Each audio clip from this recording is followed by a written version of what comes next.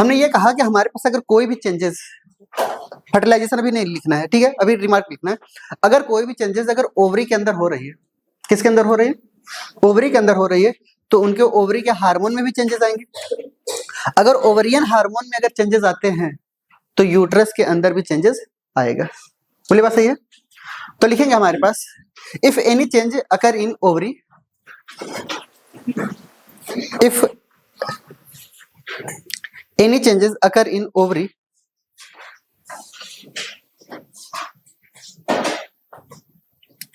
then lead to change in uterus, ठीक है।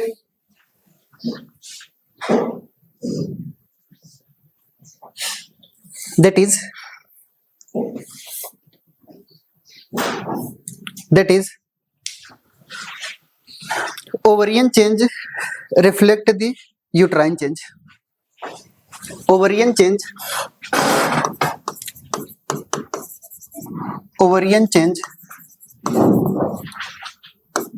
Reflect, किसको रिफ्लेक्ट करता है बताइए?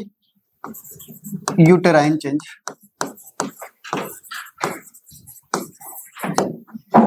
ओवरियन चेंज किसको रिफ्लेक्ट करता है बताइए? यूटेराइन चेंज को रिफ्लेक्ट करता है। क्लियर? एक जरा सा हमारी बातों को समझने की कोशिश करिए, ध्यान से देखिए। ये हमारे पास यूट्रस हमने बनाया, क्लियर? ये यूट्रस हमने बनाया, क्लियर? ये हमारे पास ओवरी, ये हमारे पास ओवरी, क्लियर? अगर यहां पे हम मान चलते हैं ओवरी से ओवम निकलेंगे सेकेंडरी साइड, यहां पे जाएंगे, क्लियर? अगर हम मान चलते हैं ओवरी को रिमूव कर दिया, क्या कर दिया? रिमूव कर दिया, तो क्या होगा? क्या ओवरी से निकलने वाले हार्मोन निकल पाएंगे? नहीं। क्या यूट्रस के अंदर कोई चेंज हो पाएगा? नहीं। यानी पहला अगर हम मान चलते हैं कोई फिलोपियन ट्यूब को अगर मैंने कट कर दिया, यानी मैंने क्या कराया? वेसेक्टॉमी कराई। क्या कराई? तो क्या क्या बदलाव आएंगे मेंस्ट्रुअल साइकिल के अंदर, ये बताइए। क्लियर? ट्यूबेक्टॉमी कराई हमने, क्लियर? फिलोपियन ट्यूब को कट किया, क्लियर? ट्यूबेक्टॉमी कराने के बाद अगर हमने फिलोपियन ट्यूब को रिमूव किया तो क्या बदलाव आएंगे ओवरी के अंदर? क्या मेंस्ट्रुअल साइकिल के अंदर कोई बदलाव आएंगे? नहीं। जैसे चल रहा है वैसे चलेगा। यानी हम धीरे धीरे हर एक चीज को रिमूव करेंगे, 4 चीजों को रिमूव करने की कोशिश करेंगे। पहली चेंज करेंगे क्या? फिलोपियन ट्यूब को रिमूव करने की, दूसरा यूट्रस की रिमूव करने की, और थर्ड पॉइंट हमारे पास ओवरी को। अगर मैं एक ओवरी अगर हटा रहा हूं, रिमूव कर रहा हूं, तो क्या बदलाव आएंगे, और दोनों हटा रहा हूं तो क्या बदलाव आएंगे? समझ आई बात? तो लिखते हैं हमारे पास, क्या लिखे हैं? इफ एनी चेंज अकर इन, कहां पे? ओवरियन, ठीक है? फिर ये लीड करता है किसको? चेंज इन यूट्रस, ठीक है? नेक्स्ट पॉइंट लिखेंगे हमारे पास, क्लियर? सुनते हैं, हम करते क्या है कि एक फीचर्स लिखते हैं, एक तरफ फीचर्स लिखते हैं, एक तरफ हमारे पास ओवरियन चेंज, फिर दूसरे में यूटेराइन चेंज, फिर उसके बाद मेंस्ट्रुअल साइकिल में क्या बदलाव आएंगे? मेंस्ट्रुअल साइकिल में क्या बदलाव आएंगे? फर्टिलाइजेशन में क्या बदलाव आएगा? फर्टिलाइजेशन पे क्या बदलाव आएगा?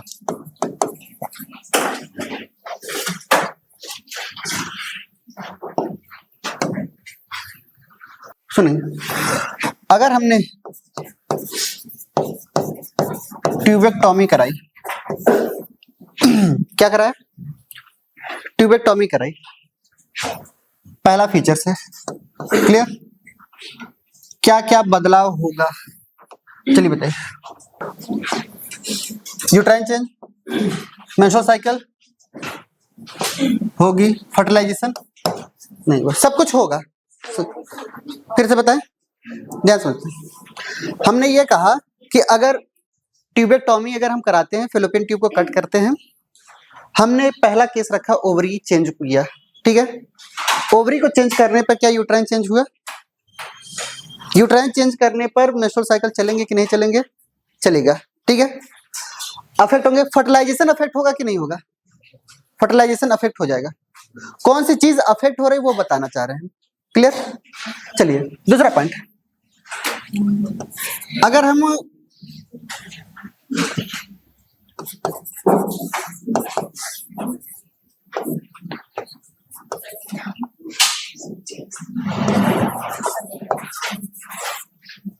हाँ, हिस्टेरेक्टोमी क्या है?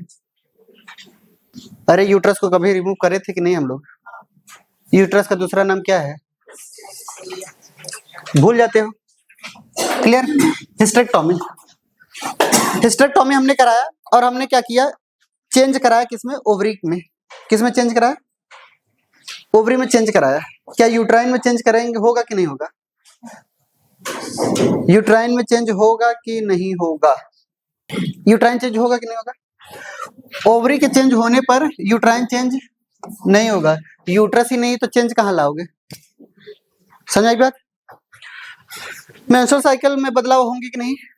मेंस्ट्रुअल साइकिल चलेगा कि नहीं? चलेगा कि नहीं?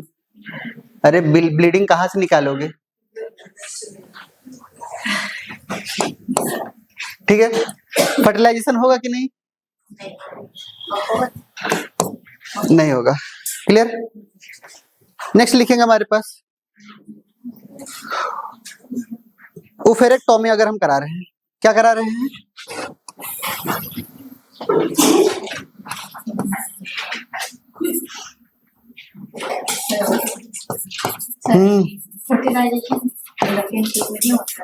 फेलोपियन ट्यूब भी पार्ट किसका है? यूट्रस से ही अटैच्ड है, क्लियर। ओफेरेक्टोमी का मतलब क्या समझेंगे? रिमूवल ऑफ ओवरी, ये रिमूवल ऑफ यूट्रस। चलिए बताइए, ओवरी के रिमूव करने पर क्या क्या होगा?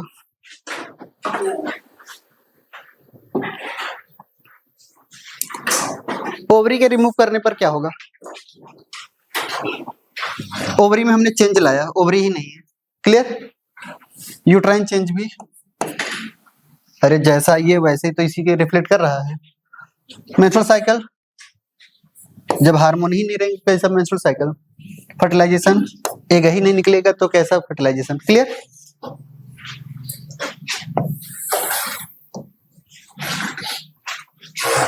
फोर्थ, अगर हम एक ओवरी को रिमूव कर रहे हैं, क्या कर रहे हैं? एक ओवरी को रिमूव कर रहे हैं,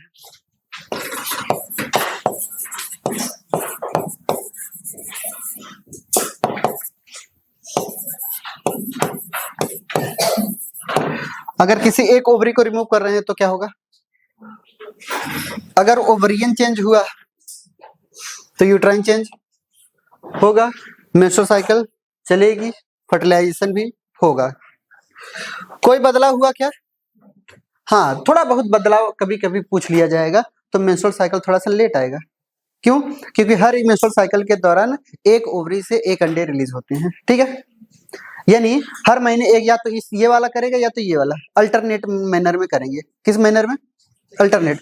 अब इसकी बारी अगर आई, ये तो है ही नहीं एक साइड वाली, तो क्या होगा? वो डिले कर जाएगा। क्या कर जाएगा? डिले कर जाएगा। तो यहाँ पे आप लिख सकते हैं मेंस्ट्रुअल साइकिल डिले हो सकता है। क्या हो सकता है बताइए? डिले हो सकता है। चलिए नेक्स्ट हेडिंग हमारे पास, सुनते ध्यान से क्या कह रहा है, नोट डाल के पॉइंट लिखेंगे, सुनते ध्यान से। अगर कोई भी महिला प्रेग्नेंट है, ठीक है, प्रेगनेंसी के दौरान अगर उनके ओवरी को रिमूव कर दे रहे हैं तो क्या होगा?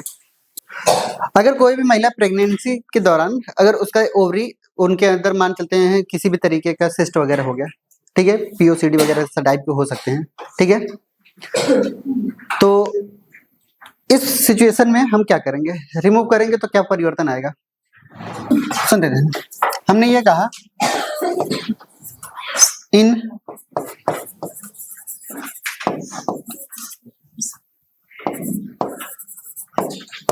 अगर कोई भी फीमेल प्रेग्नेंट है, ठीक है, अगर हम क्या कर रहे हैं, रिमूव कर रहे हैं, बोथ ओवरीज आर रिमूव्ड,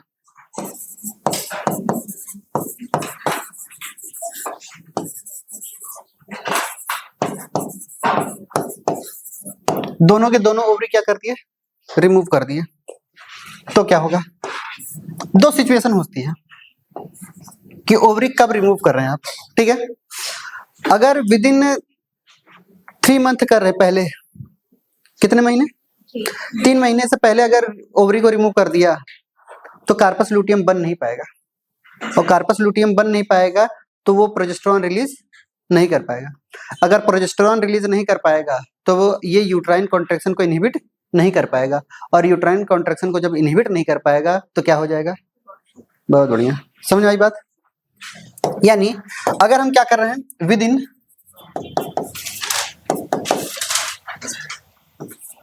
कितने मंथ बताइए, 3 मंथ कर रहे हैं, यानी फर्स्ट ट्राइमेस्टर, ठीक है, पहले 3 मंथ में कर रहे हैं, तो क्या होगा बताइए, जो कार्पस लूटियम था वो क्या हो जाएगा बताइए, डिजेनरेट हो जाएगा, बोली बात सही है। कॉर्पस लूटियम जब डिजेनरेट हो गया, क्लियर, रहेगा ही नहीं, तो क्या होगा बताइए, हमारे पास प्रोजेस्टेरॉन का जो लेवल है, प्रोजेस्टेरॉन क्या हो जाएगा बताइए, घट जाएगा, और कई जगह पे क्या हो जाएगा, इनका सिक्रीशन जो होता है स्टॉप हो जाता है, बोली बात सही है। इनका जो सिक्रीशन है वो क्या हो गया बताइए, स्टॉप हो गया, ठीक है। और जब सिक्रीशन स्टॉप हुआ तो क्या हो गया बताइए, एबॉर्ट हो गया, क्लियर। अगर हम 3 मंथ के बाद हम कर रहे हैं, क्या कर रहे हैं बताइए, आफ्टर 3 मंथ, तो हमने आपको एक बात बताया था, 3 महीने के बाद कार्पस लूटियम क्या हो जाता है हमारा, क्या हो जाता है, परसिस्ट कर जाता है, ठीक है। 3 महीने के बाद वो क्या कर लेता है, प्रोजेस्टेरॉन रिलीज करना स्टार्ट कर देता है, क्लियर। तो वहां पे अब इसका काम 3 महीने के बाद प्लेसेंटा का फॉर्मेशन हो जाता है, किसका फॉर्मेशन हो जाता है, प्लेसेंटा। पहले 3 मंथ तक कौन संभालेगा भाई, जब तक प्लेसेंटा का फॉर्मेशन नहीं हो रहा है, कॉर्पस लूटियम, ठीक है। अब 3 महीने के बाद हो सकता है कि ये 9 मंथ तक भी परसिस्ट कर जाए, बट मिनिमम एटलीस्ट हमने बोला था 3 महीने तक इसको रहना जरूरी है, याद आ रही कुछ बातें। तो हमने कहा था कि एटलीस्ट 3 महीने तक परसिस्ट करता है क्या हमारे पास, कॉर्पस लूटियम। बट अगर हम बात करते हैं आफ्टर 3 मंथ, तो यहाँ पे किसका फॉर्मेशन हो जाता है बताइए, प्लेसेंटा का, ठीक है। अब प्लेसेंटा क्या करता है हमारे पास, रिलीज करता है क्या, प्रोजेस्टेरॉन,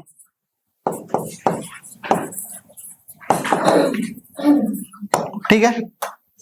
और ये क्या करता है बताइए, नॉर्मल प्रेगनेंसी होती है,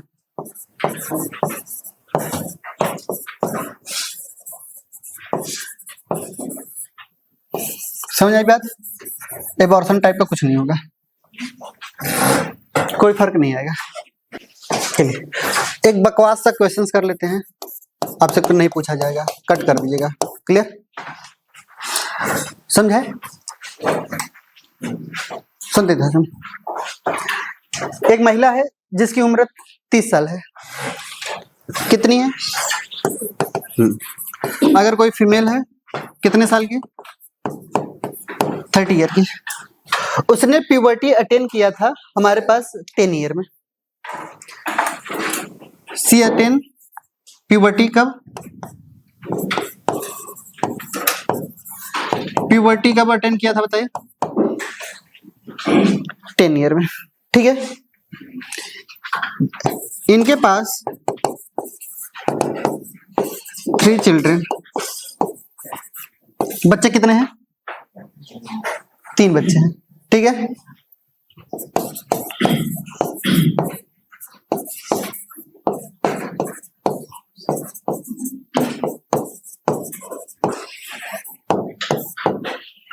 मेनी ओवा आर प्रोड्यूस्ड? क्लियर? ओवा और सेकेंडरी ओसाइट आपके 12th लेवल में सेम बात है। अब फर्टिलाइजेशन वाली बात मत करिएगा। क्लियर? कि सर 3 स्पर्म इंटर किए होंगे यानी 3 ओवा। सेकेंडरी ओसाइट की बात हम कर रहे हैं। किसकी बात कर रहे हैं? आपके सिलेबस में 12th के तक के सिलेबस में ओवा और सेकेंडरी ओसाइट सेम बोल दिया गया है। ठीक है, अब बताइए सेकेंडरी ओसाइट कितने प्रोड्यूस होंगे? क्वेश्चन समझे हैं? एक 30 साल की महिला है जिसने वो बताई कि मेरी प्यूबर्टी स्टेज कब स्टार्ट हो गई थी? 30 साल में ही स्टार्ट हो गई थी। क्लियर? उसके पास 3 बच्चे हैं। क्लियर? अब how many number of oocyte produce in her life? ठीक है, अपने लाइफ में अपनी जिंदगी में कितना ओवम या फिर सेकेंडरी ओसाइट उतने रिलीज किया। मेंस्ट्रुअल साइकिल जो हर महीने चल रहा है 1 महीने वाला ही लेना है। ठीक है, साल भर में 12 लेना है। ठीक है, इतना भी हिंट दे दिया। ठीक है, हाँ 13 लिया था आपने, 13 भी ले सकते हो, मतलब जो लिए हो वो बताओ, उसके हिसाब से बता देना। 260 आ रहा है आंसर 13 के हिसाब से। अच्छा, और 240 12 के हिसाब से। ठीक है, इतना एक प्रोड्यूस हुआ था, ओवम प्रोड्यूस हुआ। कैसे कैलकुलेट किया? सॉल्व करने का तरीका आप लोग कैसे सॉल्व किए होंगे हम आपको बताना चाह रहे हैं। क्लियर? और जहां तक आपका दिमाग नहीं पहुंच पा रहा है हम वो बताना चाह रहे हैं। क्लियर? इसके आगे आपका दिमाग नहीं चलेगा। क्लियर? इधर देखिएगा, आपने सॉल्व किया होगा कि अगर महिला की उम्र क्या है 30 साल है, 10 साल में उसने प्यूबर्टी स्टेज क्या किया? अटेन कर लिया, तो उसके बीच का पीरियड क्या कहलाया? रिप्रोडक्टिव पीरियड कहलाया। यानी रिप्रोडक्टिव पीरियड उसका कितने साल का? यानी ये रिप्रोडक्टिव एज है, ये रिप्रोडक्टिव पीरियड है। क्या आपके दिमाग में यही आया? आया? बहुत बढ़िया, सही राह पे जा रहे हो। क्लियर? आपने सोचा कि अगर हर महीने अगर एक रिलीज हो रहे हैं, क्लियर, तो साल भर में 12 का मल्टीप्लाई कर ले। क्लियर? तो आपने 12 का मल्टीप्लाई किया या फिर 13 का मल्टीप्लाई, कुछ भी कर सकते हैं। क्लियर? तो आपने सोचा ये 240 आया होगा, तो आपको लगा कि ये अपनी जिंदगी में कितने एग प्रोड्यूस हुए या फिर कितने ओवम प्रोड्यूस हुए? 240। आपने इस आंसर को देख करके तुरंत ऑप्शन में मार दिया 240। क्लियर? यह रहेगा ऑप्शन में। क्लियर? यानी जब ये क्वेश्चन आया था तो ये ऑप्शन में था, सबने यही मारा था। सबका दिमाग वहां नहीं गया कि उसके पास कितने बच्चे हैं? 3 बच्चे हैं। जब 3 बच्चे हैं तो अगर एक बच्चे की अगर प्रेगनेंसी के दौरान 9 मंथ तक एग रिलीज नहीं होंगे, यहां तक दिमाग नहीं गया। दूसरा दिमाग अगर यहां तक गया भी होगा किसी को, हम मान चलते किसी का चला गया। क्लियर? दूसरा वाला दिमाग और नहीं गया होगा। पूछो क्या? प्रेगनेंसी के बाद 6 महीने तक भी, जब तक लैक्टेशन ये फीडिंग करा रहे होते तभी मेंस्ट्रुअल साइकिल, यहां तक तो नहीं जाएगा। बोले बताइए, यानी 15 महीने क्या हो गए? ऐसे ही निकल गए। यानी 15 महीने ऐसे ही निकल गए, 3 बच्चों ने खा लिया। बोली बात सही है? कितने एग खा लिए 3 बच्चों ने मिल करके? यानी इसमें माइनस करेंगे कितने एग का? 45 का। आंसर कितना आएगा? ये आंसर आया था 195। यहां तक किसी का ध्यान ही नहीं है। क्यों? क्योंकि इतना ऑड नंबर में आंसर आने वाला है संभावना। नीट हमेशा बायो अगर देता है, ठीक है, तो हमेशा इवन नंबर में आंसर आने के चांसेस होते हैं। बायो में डेसिमल में ऑड में नंबर जितने भी आते हैं वो फिजिक्स और केमिस्ट्री में आते हैं। बायो में इतना ज्यादा ऑड नंबर नहीं आते। तो लोगों को लगा ये ऐसा तो नहीं आएगा कभी भी जिंदगी में, तो 195 की तरफ ध्यान ही नहीं गया। क्लियर? जबकि आंसर क्या था? समझे बात? ये आपसे कभी भी जिंदगी में नहीं पूछेगा। क्लियर? आगे बढ़े, क्वेश्चंस बताइए एक और। अगर कोई भी एक वर्जिन फीमेल है, क्लियर, वर्जिन फीमेल है, सेकेंडरी oocyte लिखिए, नंबर ऑफ सेकेंडरी oocyte कितना और नंबर ऑफ एग या ओवा कितना। सेकेंडरी oocyte कितना रिलीज करेगा? सेकेंडरी oocyte कितना? 300 to 400। ओवा कितना रिलीज करेगा? ये क्या है? स्पर्म की एंट्री हुई क्या? ओवा बना क्या? तब क्या ओ 1 2 3 कर रहे हो?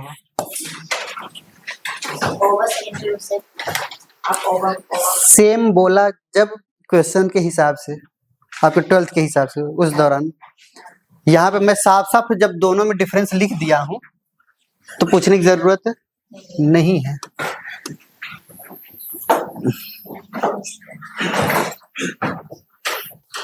चलिए हेडिंग डालते हैं हमारे पास, structure of ovum. Structure of ovum,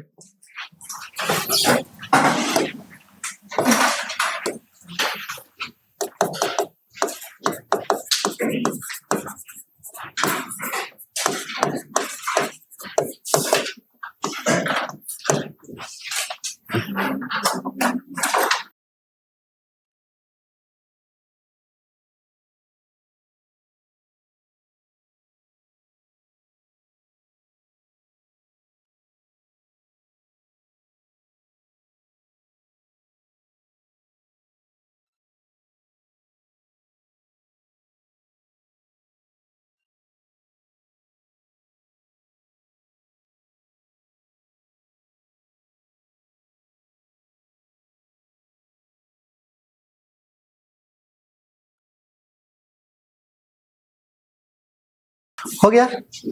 चलिए देखते हैं। यहाँ हमने ये कहा कि एक ओवम के स्ट्रक्चर है। ओवम के स्ट्रक्चर में सबसे आउटर मोस्ट लेयर जो होती है वो क्या कहलाती है? आउटर लेयर को, इनर वाले को, ठीक है। सेकेंडरी oocyte के ऊपर जो भी मेम्ब्रेन पाई जाती है उसे हम क्या बोलेंगे? Plasma membrane. प्लाज्मा मेम्ब्रेन के अंदर क्या पाई जाती है? सेकेंडरी oocyte पाई जाती है। First polar body secondary oocyte plasma membrane के बाहर, यानी प्लाज्मा मेम्ब्रेन और हमारे पास क्या कहते हैं जोना पेलुसिडिया के बीच में जितने भी स्पेस पाई जाती है इनको हम विटेलाइन स्पेस बोलते हैं। क्या बोलते हैं? विटेलाइन स्पेस बोलते हैं। और इनको जितने भी मेम्ब्रेन पाई जाती है इनके अंदर, ये विटेलाइन मेम्ब्रेन। विटेलाइन मेम्ब्रेन कहाँ पे है बताइए हमारे पास? ये वाली, क्लियर। ऐसी मेम्ब्रेन को हम क्या बोलते हैं? Vitelline membrane. अब ध्यान सुनिएगा, विटेलाइन मेम्ब्रेन और प्लाज्मा मेम्ब्रेन के बीच में जितने भी स्पेस पाई जाती हैं इनको हम बोलते हैं प्री विटेलाइन स्पेस। क्या बोलते हैं? यानी इनके बीच में जो भी स्पेस पाई जा रही है pre vitelline space. Clear? Next आता है हमारे पास फर्टिलाइजेशन। नेक्स्ट हेडिंग क्या हमारे लिए?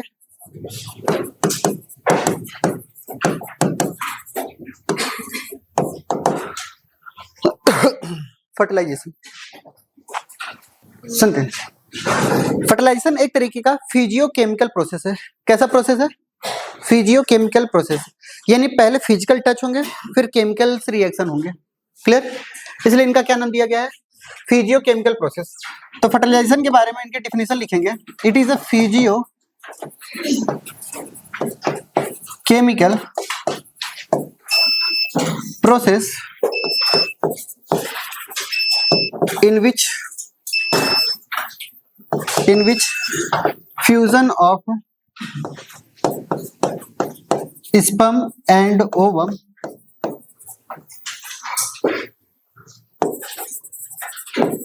along with किसके साथ? along with nucleus takes place. Clear?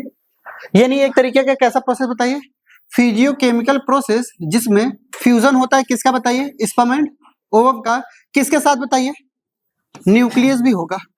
Clear? उसे हम क्या बोलेंगे, फर्टिलाइजेशन बोलेंगे। चलिए अब फर्टिलाइजेशन के कुछ स्टेप होते हैं, क्या होते हैं बताइए, स्टेप होते हैं, स्टेप ऑफ फर्टिलाइजेशन। इसको नेक्स्ट टाइम में हम कर दे रहे हैं, ठीक है, लिखते हैं नेक्स्ट स्लाइड पे, स्टेप ऑफ फर्टिलाइजेशन।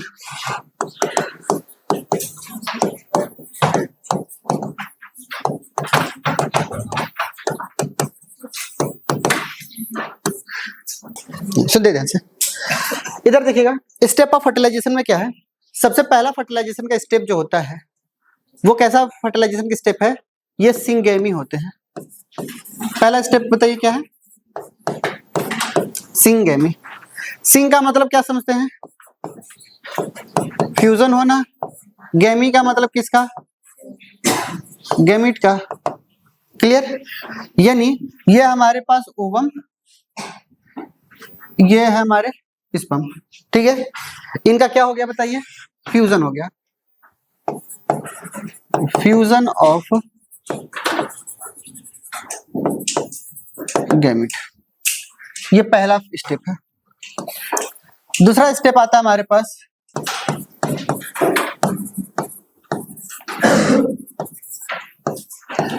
प्लाज्मोगेमी, यानी किसका फ्यूजन होता है बताइए, फ्यूजन ऑफ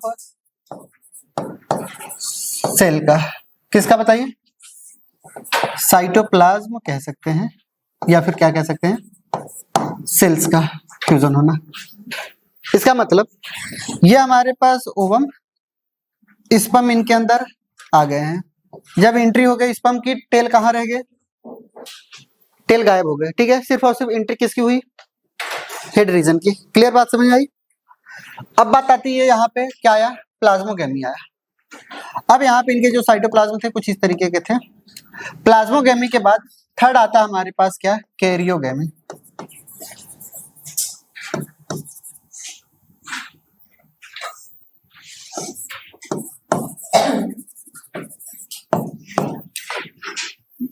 कैरियोगेमी, कैरियो का मतलब क्या समझते हैं, किसका फ्यूजन, न्यूक्लियस का, तो न्यूक्लियस का फ्यूजन हमने करा दिया। कैसे, ये है हमारे पास एग और उनके पास उनका खुद का न्यूक्लियस। क्लियर? और स्पर्म का न्यूक्लियस आपस में क्या हो गए, फ्यूज हो गए। क्लियर? तो ये क्या कहलाए, कैरियोगेमी। फोर्थ वाला रीजन आता है हमारे पास, ये तो थर्ड हो गया। फोर्थ स्टेप हमारे पास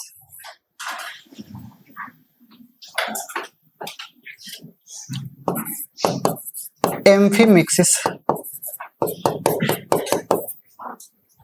एम्फीमिक्सिस का मतलब होता है exchange of chromatin material. Nucleus के अंदर का जितना भी क्रोमेटिन मटेरियल है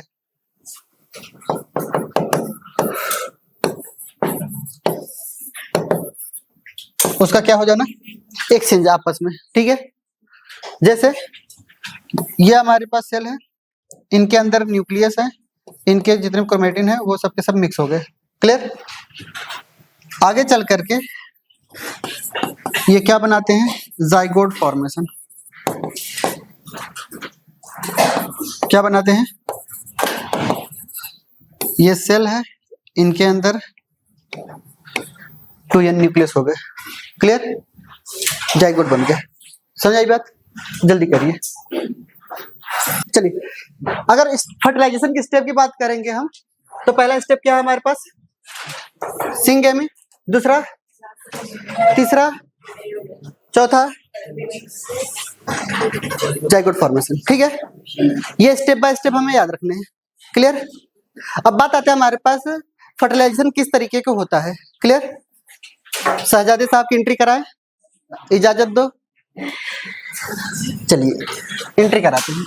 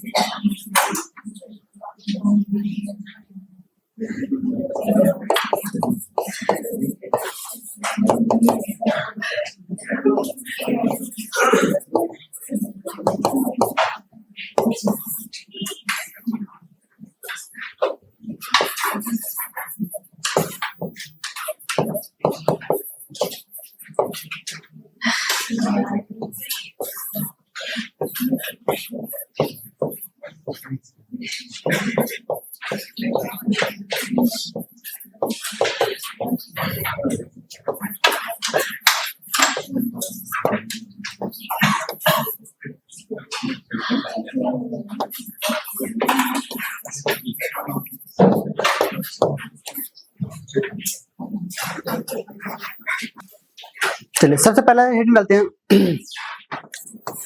एक्रोसोमल रिएक्शन।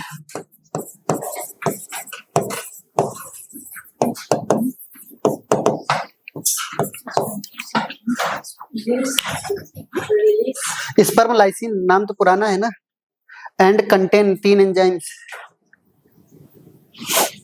सुनते हैं इधर इधर।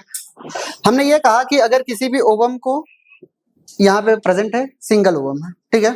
एक बात ध्यान से सुनिएगा, एक पॉइंट याद रखिएगा, जितने भी फर्टिलाइजेशन होते हैं वो फर्टिलाइजेशन रैंडम चांस होते हैं, बाई चांस होते हैं फर्टिलाइजेशन। ऐसा नहीं है कि हाँ हम दिमाग बना करके माइंड सेट करके जा रहे हैं फर्टिलाइजेशन करने। क्यों? क्योंकि स्पर्म की जो मूवमेंट होती है वो एकदम रैंडम मूवमेंट होती है, अंधों की तरह मूव करते हैं वो। किसकी तरह? कहीं पे भी जाएंगे, क्लियर, किसी भी डायरेक्शन में जा सकते हैं वो। स्पर्म का मूवमेंट हमेशा कैसा होता है? रैंडम। हमेशा ये मत सोचिएगा पोलन ग्रेन जैसे गिरता था, पोलन ग्रेन कहाँ पे जाता था? पोलन ट्यूब बनाता था, मेल गैमेट जाता था ना, ऐसा नहीं होता। इंसान कैसे होते हैं? अंधे होते हैं, ठीक है। मूवमेंट उनका कैसा होगा बताइए? रैंडम की तरह होगा, क्लियर। दूसरा पॉइंट आता है कि अगर रैंडम मूवमेंट हो रहा है तो फर्टिलाइजेशन होने के चांसेस क्या होते हैं? बहुत ही कम। हम वेट कर रहे हैं इनका, यहाँ पे ये घूम रहे इधर उधर मक्खी की तरह, क्या ये हमारे पास आ पाएंगे? नहीं। यानी जबरदस्ती मुझे इनके पास जाना पड़ेगा। कुदरत ने कुछ एक ऐसा करिश्मा किया है, 2 करिश्मा किए हैं। पहला क्या किया है? अगर एक स्पर्म अगर रिलीज होता है, अगर रैंडम मूव कर रहे होते हैं तो ओवम तक पहुंचने तक उनको तो बहुत सालों साल लग जाता है। बोली बात सही है? मंजिल से भटक ही जा रहे थे बार बार की नहीं, तो क्या फर्टिलाइजेशन हो पाता? नहीं। यानी कुदरत ने क्या दिया? नंबर ऑफ स्पर्म काउंट सबसे ज्यादा दिया, क्लियर। दूसरा पॉइंट, स्पर्म का जो साइज होता है वो बहुत ही छोटा होता है, क्लियर। और ovum as compare to sperm, ovum की साइज बहुत बढ़ा दिया है ताकि फर्टिलाइजेशन हो जाए, क्लियर। कहीं से भी आए टकरा तो जाए, बात समझ आ रही है? यानी अगर आपको यहां से यहां तक आना है और हमसे टकराना है तो जाहिर सी बात है, हमें पता है कि आप बहुत ही मक्खी की तरह छोटे से हैं, कहीं पे भी निकल जाएंगे, क्लियर। मुझे क्या करना पड़ेगा? अपनी साइज को बढ़ाना पड़ेगा। तो ओवम की साइज क्या होती है? बहुत ज्यादा बड़ी होती है as compare to sperm, clear. तो लिखते हैं हमारे पास एक एक्रोसोमल के बारे में लिख लेते, पहले लिखेंगे in this reaction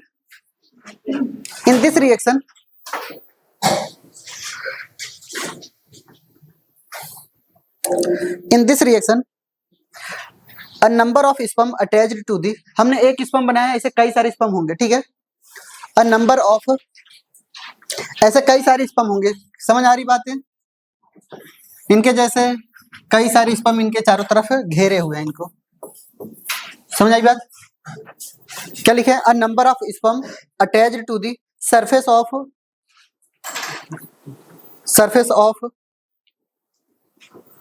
ovum, surface of ovum and surface of ovum की ब्रैकेट में लिख लीजिएगा A ग्लूटिनेशन, इनको हम क्या बोलते हैं, एग्लूटिनेशन। सरफेस ऑफ ओवम, उनके अटैचमेंट का नाम है, clear. And acrosome start releasing hydrolysing enzymes, releasing hydrolysing enzymes. कौन कौन से एंजाइम्स सुनिए जैसे हाइलुरोनिडेज एंजाइम्स, ये डाइजेस्ट करता है किसको, हाइलुरोनिक एसिड को। जब हाइलुरोनिक एसिड क्या हो जाएगा, डाइजेस्ट हो जाएगा, तो जाहिर सी बात है इनके बीच में जो अटैचमेंट था कोरोना रेडिएटा के बीच में, तो ये क्या हो जाएगा, डिसइंटीग्रेट हो जाएगा। क्या हो जाएगा, डिसइंटीग्रेट हो जाएगा, ठीक है। इनको डाइजेस्ट कर दिया तो थोड़ा बहुत स्पेस हो गया। दूसरा एंजाइम्स क्या आता है, corona penetrating enzymes. Corona penetrating enzymes क्या होती है, एक तरीके ऐसे एंजाइम्स जो पेनेट्रेट कर जाए किसके, कोरोना की वॉल को, क्लियर। दूसरा पॉइंट आता है जोनल लाइसिन एंजाइम्स। ये लाइसिन का मतलब होता है ब्रेक करना, डिसइंटीग्रेट करना, disintegrate the membrane of zona pellucida. दोनों का मतलब समझ में आया। यानी ये हाइलुरोनिक एसिड क्या करता है बताए हमारे पास, ये डाइजेस्ट करता है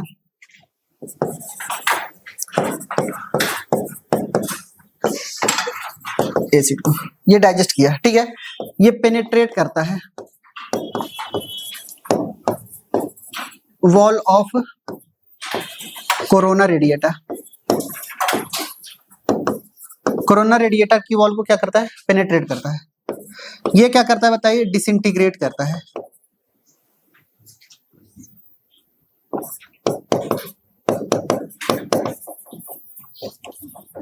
डिसइंटीग्रेट कर रहा है, क्या बताइए,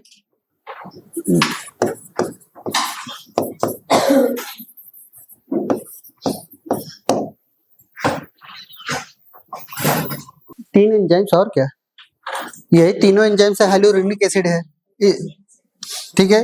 ये सब के सब स्पर्म लाइसिन को हाइड्रोलाइजिंग एंजाइम्स बोलते हैं, क्लियर। स्पर्म लाइसिन क्या है, एक तरीके की हाइड्रोलाइजिंग एंजाइम्स है।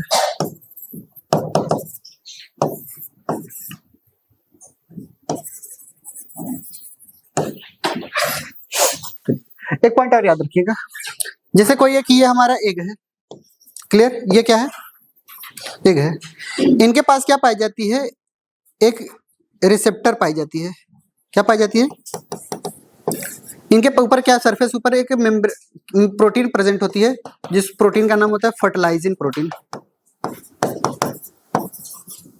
कैसी प्रोटीन, अब होता क्या है कि किसी भी एंट्री ऑफ स्पर्म की अगर कही जा रही है, तो इस स्पर्म की एंट्री के पास यहाँ ऊपर की तरफ एंटी फर्टिलाइजिंग प्रोटीन पाई जाती है। क्या पाई जाती है, एंटी फर्टिलाइजिंग प्रोटीन पाई जाती है। सेम वही बात लॉक एंड की के हाइपोथेसिस पे, ठीक है। फर्टिलाइजिंग और एंटी फर्टिलाइजिंग क्या होंगे, आपस में चिपकेंगे और आगे चलकर सिंगेमी कराएंगे, ठीक है। ये जब भी आगे सिंगेमी कराते हैं कुछ इस तरीके का प्रोसेस होता है, कुछ इस तरीके का प्रोसेस आपको देखने को मिलता है, क्लियर, समझ आया। ये हमारे पास क्या है, फर्टिलाइजेशन हो गया।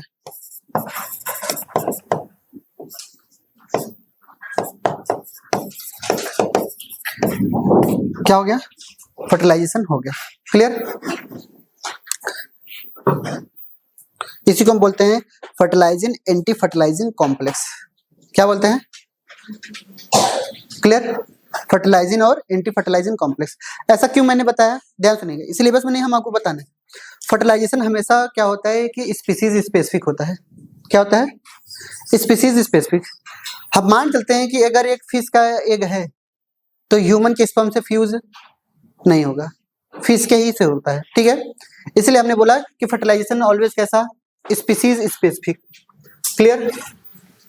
यानी नोट डाल करके ये पॉइंट याद रखना है, फर्टिलाइजेशन इज स्पीसीज स्पेसिफिक। कैसे होते हैं, स्पीसीज स्पेसिफिक। तो यहाँ पे जो भी बनेगा तो कैसे बना रहे हैं,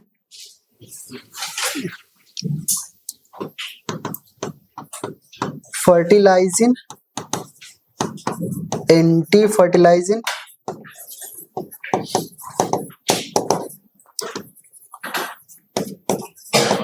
कॉम्प्लेक्स, फर्टिलाइजिंग और anti fertilising complex. Clear?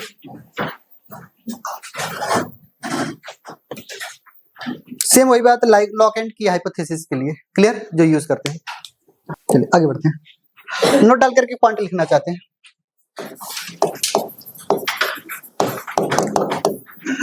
Fertilisation एक तरीके का क्या है बताइए हमारे पास? Fertilisation is by chance. बोले बात सही है? क्यों बताइए? Due to random movement of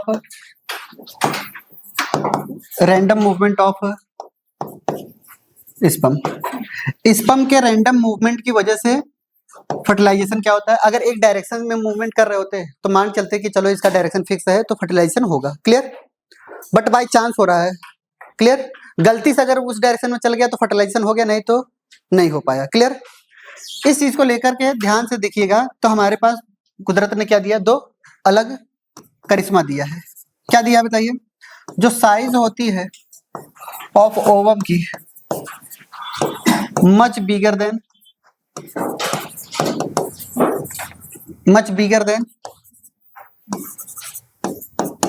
size of sperm. बोले बात सही है? As compare to sperm ovum की साइज क्या होती है? बहुत ज्यादा बड़ी होती है। क्लियर? दूसरा कुदरत ने क्या दिया हमें? नंबर ऑफ स्पर्म भी क्या दिया है? ज्यादा।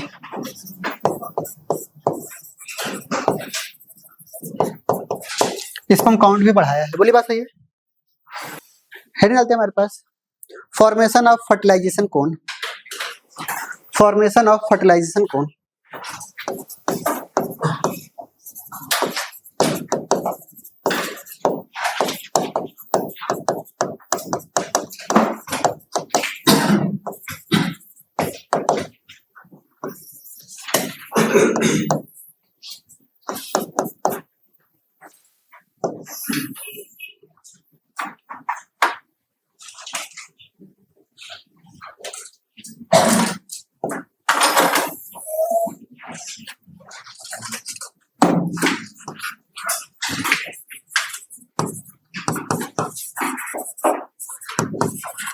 ये मेम्ब्रेन किसकी है? ज़ोना पेलुसिडा की।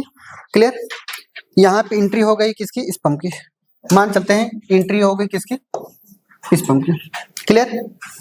यहाँ पे क्या होता है कि एक रिसेप्टर प्रेजेंट होते हैं ज़ोना पेलुसिडा पे। याद नहीं रखना है, ज़ोना पेलुसिडा 3 रिसेप्टर। भूल जाना है। क्या करना है? भूल जाना है। ठीक है? ZP3। Clear? Zona pellucida 3 reaction मतलब रिसेप्टर है, ये रिसीव करने के लिए लगे रहते हैं। जैसे ये रिसीव करेगा इनको पता चल जाएगा ये क्या है बताइए? ये क्या है? Plasma membrane of secondary oocyte. Clear? दूसरा पॉइंट आता है जब इनके पास आते हैं तो यहां पर क्या आता है? डीपोलराइजेशन हो जाता है। क्या हो जाता है? मेम्ब्रेन की परमिएबिलिटी चेंज हो जाती है। नॉर्मल अगर हम बात करें, किसकी बात करें? नॉर्मल की अगर हम बात करते हैं तो ये हमारे पास क्या है? ज़ोना पेलुसिडा की लेयर है। क्लियर? और इसके बाहर ये यहाँ पे हमारे पास क्या है? ये क्या है? प्लाज्मा मेम्ब्रेन है। ठीक है? जैसे ही एंट्री हो गई किसकी? स्पर्म की। जैसे ही एंट्री हो गई किसकी? स्पर्म की, तो इनके अंदर की जो परमिएबिलिटी होती है नॉर्मल सिचुएशन में, इनकी जो परमिएबिलिटी होती है बाहर की तरफ कैसी होती है बताइए? पॉजिटिव, अंदर की तरफ नेगेटिव। क्या मेरी बात समझ में आ रही है? अब जैसे ही क्या होता है कि इनकी एंट्री होती है स्पर्म की, तो इनके अंदर क्या बन जाता है? एक कोन टाइप का बन जाता है। कुछ इस तरीके का कोन बनता है, फर्टिलाइजेशन कोन जिसे कहते हैं। क्लियर? और ये क्या करते हैं? इनकी मेम्ब्रेन की जो परमिएबिलिटी होती है उनको चेंज कर देते हैं। मेम्ब्रेन की परमिएबिलिटी को क्या कर देते हैं? चेंज कर देते हैं। अंदर की तरफ क्या हो जाएगा बताइए? पॉजिटिव। क्यों हुआ ऐसा? क्यों हुआ? क्योंकि एंट्री हो गई, सोडियम चैनल ओपन हो गए। सोडियम चैनल क्या हो गए? ओपन हो गई। अब जब सोडियम चैनल ओपन हो गई तो इन्फ्लक्स हुआ कि नहीं, सोडियम आयन का, तो पॉजिटिव आयन बढ़ गए, ये क्या कर दिए, ब्लॉक कर दिए रास्ता को, क्या कर दिए बताइए, ब्लॉक कर दिए, इसी को हम बोलते हैं फास्ट ब्लॉक। क्या करता है, फास्ट ब्लॉक, तुरंत ब्लॉक करते हैं रास्ता को।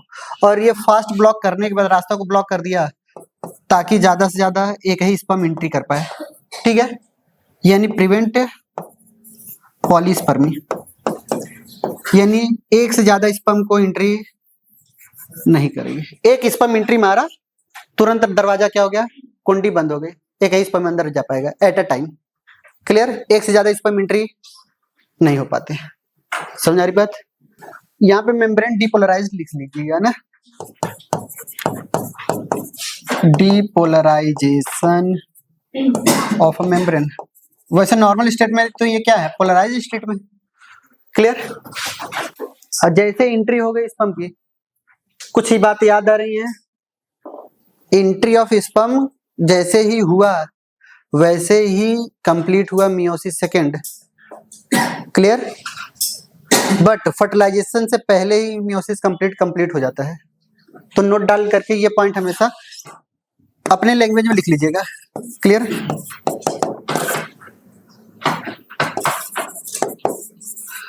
Entry of sperm break the meiosis second, ठीक है, बट मियोसिस सेकेंड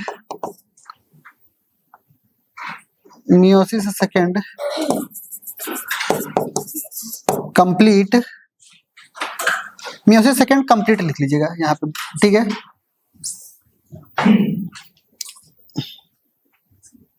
सही तो लिखा था,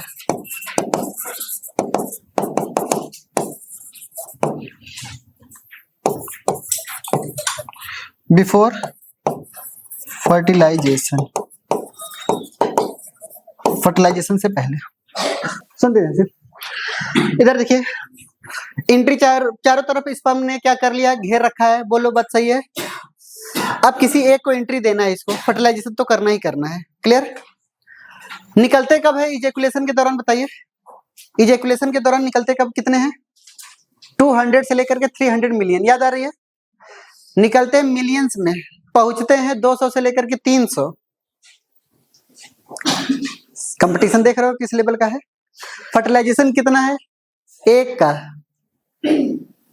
यानी मिलियंस को हरा करके 200 से लड़ करके तब इकलौता तुम लोग पैदा हुए हो। दूसरा पॉइंट आता है, देखिए यहाँ पे हमारे पास क्या है, फॉर्मेशन अगर कर रहे हैं फर्टिलाइजेशन कौन का कैसे होता है, हम आपको समझा रहे हैं। एंट्री हुई स्पर्म की, कैसे हुई बताइए, हमारे पास जोना पेलुसिडा के पास क्या पाई गई थी, जोना पेलुसिडा के पास रिसेप्टर पाए गए थे स्पर्म के, और उस रिसेप्टर से बाइंड किया, जैसे स्पर्म से बाइंड किया, प्लाज्मा मेम्ब्रेन ऑफ जो ओवम थी वो उसकी परमिएबिलिटी क्या हो गई, चेंज हो गई, डीपोलराइज्ड हो गया।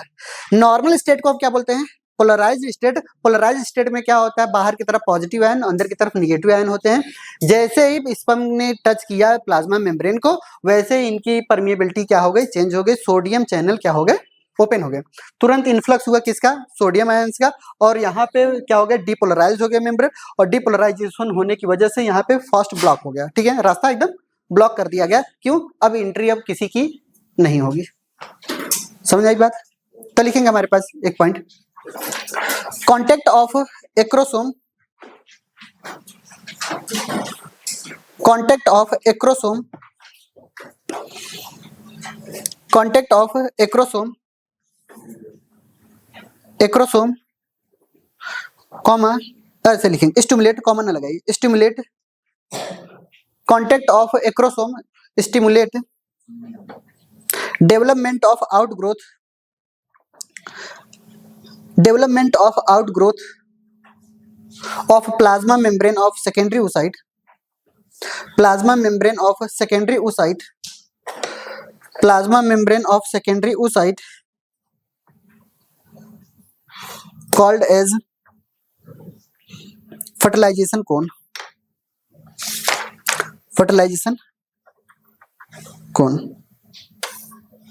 This phenomena is called as zona reaction. इस फेनोमेना को क्या नाम देते हैं बताइए? Zonal reaction. इसको हम क्या नाम देते हैं? जोनल रिएक्शन नाम देते हैं। अब क्या हुआ, जैसे एंट्री हुई स्पर्म की, मियोसिस सेकंड क्या हो गया? कंप्लीट हो गया, बट फर्टिलाइजेशन अभी पूरी तरीके से नहीं हुआ है। बोली बात सही है? फर्टिलाइजेशन हुआ क्या? नहीं हुआ। क्लियर? नेक्स्ट हेडिंग डालते हैं, कॉर्टिकल रिएक्शन।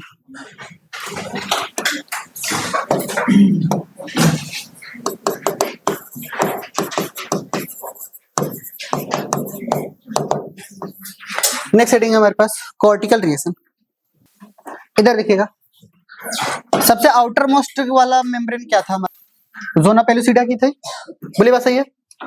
उसके बाद क्या था हमारे पास बताइए? प्लाज्मा मेम्ब्रेन थी। अरे बोलिए, ये प्लाज्मा मेम्ब्रेन हमने बनाया। इनके पास क्या पाया जाता है? यहाँ पर स्मूथ एंडोप्लाज्मिक रेटिकुलम पाई जाती है। क्या पाई जाती है? क्या पाई जा रही है? स्मूथ एंडोप्लाज्मिक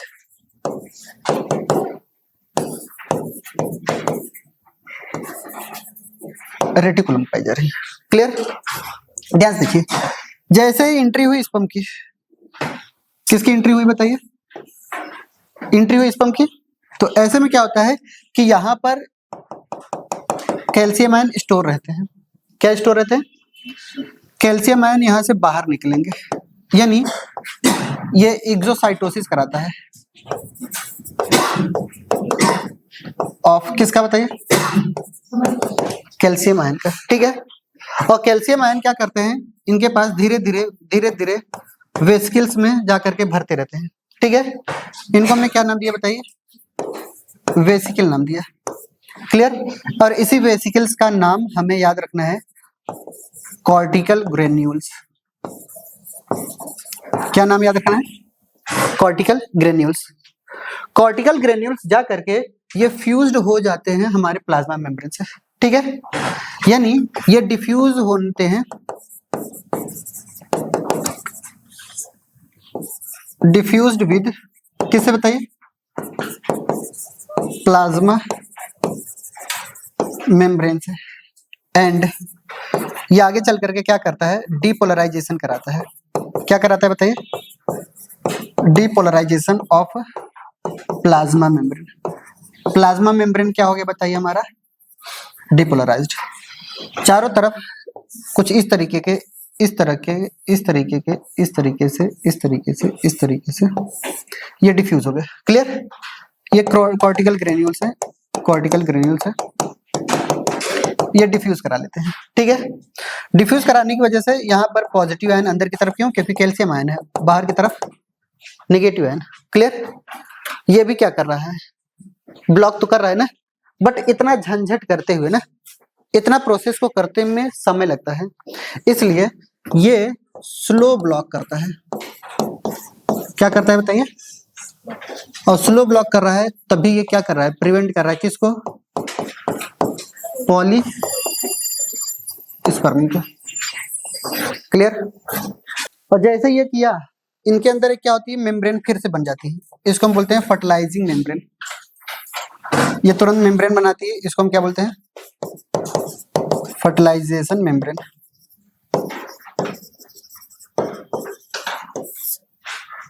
यानी अब इंटर कर गया कौन? स्पर्म, पूरा का पूरा रास्ता ब्लॉक हो चुका है। ठीक है, चलिए बताइए, फर्टिलाइजेशन मेम्ब्रेन कौन बनाता है? कॉर्टिकल ग्रेन्यूल बनाता है। ठीक है, इसलिए इनको हम बोलते हैं कई बार कॉर्टिकल रिएक्शन। क्लियर? इनको हम क्या बोलते हैं? Cortical reaction. हमने ये कहा कि कॉर्टिकल रिएक्शन में क्या होता है कि हमारे पास जितने भी एंट्री हो गई स्पर्म की, एंट्री ऑफ स्पर्म जैसे ही आता है तो वे स्टिमुलेट करता है एंडोप्लाज्मिक रेटिकुलम को। एंडोप्लाज्मिक रेटिकुलम क्या करता है? स्टोर हाउस होता है कैल्शियम आयन का। कैल्शियम आयन वहां से क्या करता है? वो बाहर निकालता है, और बाहर निकालने के बाद ये वेसिकल्स के थ्रू जाकर के प्लाज्मा मेम्ब्रेन पे डिफ्यूज हो जाता है, इनर साइड पे। जैसे डिफ्यूज हो गया तो अंदर की तरफ क्या हो गया? पॉजिटिव आयन बढ़ने लगे, और अंदर बाहर की तरफ निगेटिव आयन कम पड़ने लगे। तो डिपोलराइज्ड तो हो ही गया वैसे भी ना, तो डिपोलराइज्ड होने की वजह से इतना ज्यादा समय लगा, इसलिए इनको स्लो ब्लॉक बोला जाता है, ठीक है। और ये भी प्रिवेंट करते हैं किसको, पॉलीस्पर्मी को। ये जो कॉर्टिकल ग्रेन्यूल होते हैं यही बनाते हैं हमारे पास फर्टिलाइजेशन मेम्ब्रेन। क्या बनाते हैं, फर्टिलाइजेशन मेम्ब्रेन बनाते हैं, ताकि पॉलीस्पर्मी ना होने पाए, ठीक है। ये सब चीजें फर्टिलाइजेशन मेम्ब्रेन बनाने में टाइम लगता है, इसलिए स्लो ब्लॉक बोला गया, ठीक है। तो इसको कॉर्टिकल ग्रेन्यूल्स फर्टिलाइजेशन मेम्ब्रेन बना रहा है through process of cortical reaction.